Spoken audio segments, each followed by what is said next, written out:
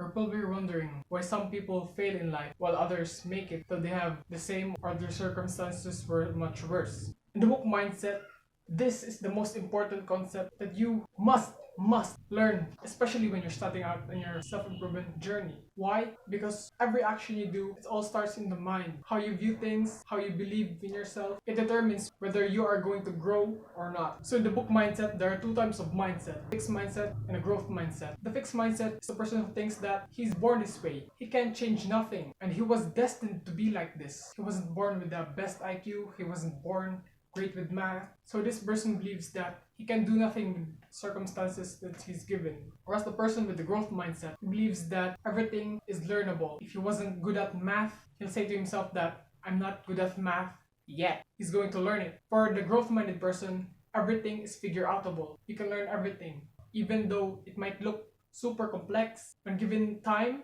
and the right information, eventually he can execute. He isn't constrained by his own mind. So if you're going to bet your money on who's going to win in life, would you bet on the fixed-minded person or on the growth-minded person? Of course you'd pick the growth-minded person. Because as humans, we're an adaptation machine. We were born like a horse that we can instantly walk by the time we came out of our mother's womb. When we came into this world, we were super fragile and we would depend on our mothers until we hit 18. So as humans, we're built to adapt. We weren't born being the apex predators, but we slowly built our mind and learned from every experience we could get until we became the top creatures of this world. And it took millenniums just to get to this point, to have internet.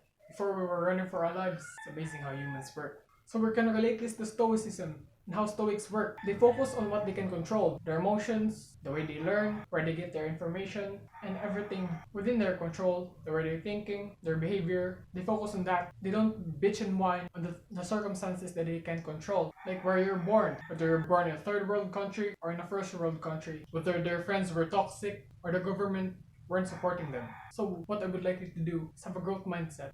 Think of everything as figure-outable, and everything within your learning, within your mindset, everything that has to do with you, you are in control. Another thing she talked about in the book is that focus on progress, of course, because everyone has this huge goal, and if you don't get it right away, some get overwhelmed. That's why if you focus on progress, you'll be much more motivated. Just like going to the gym, you have a goal of having a 10 out of 10 body, but just like when I was the thinnest in our classroom about 6th grade. So when now I have some gains,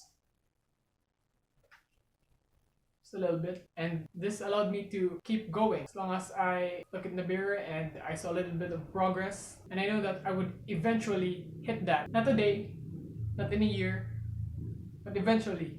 And she also stated that there are two most damaging words and two most powerful words. The two most damaging words are I can't. Why? Because you've already decided that you won't do it. You won't learn and you won't take action. So before you even got to start, you automatically discluded yourself. And the most powerful words you should use is I am. I am.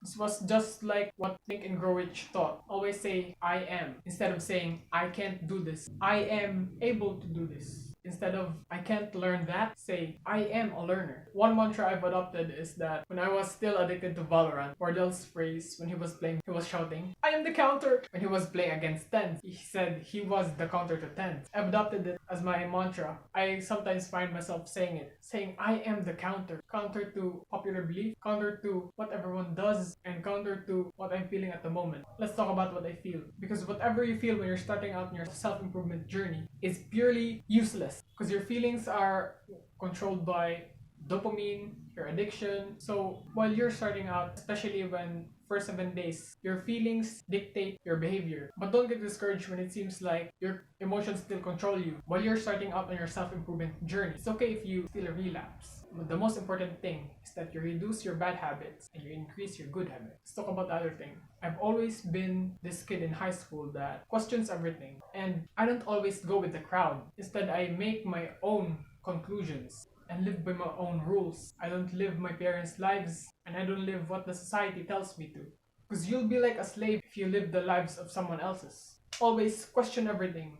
You have to make your own. That's what my mentor said. But even though before he said that, I questioned everything and no one can tell me what to do. I can take their advice, but I will always form my own conclusions. I'll compare this side to this side, and I'll create my own conclusion. And if there are things that I'm not clear about, I will research it, and I will always challenge my beliefs. So I hope you've adapted the growth mindset, and this video was enough to get you started.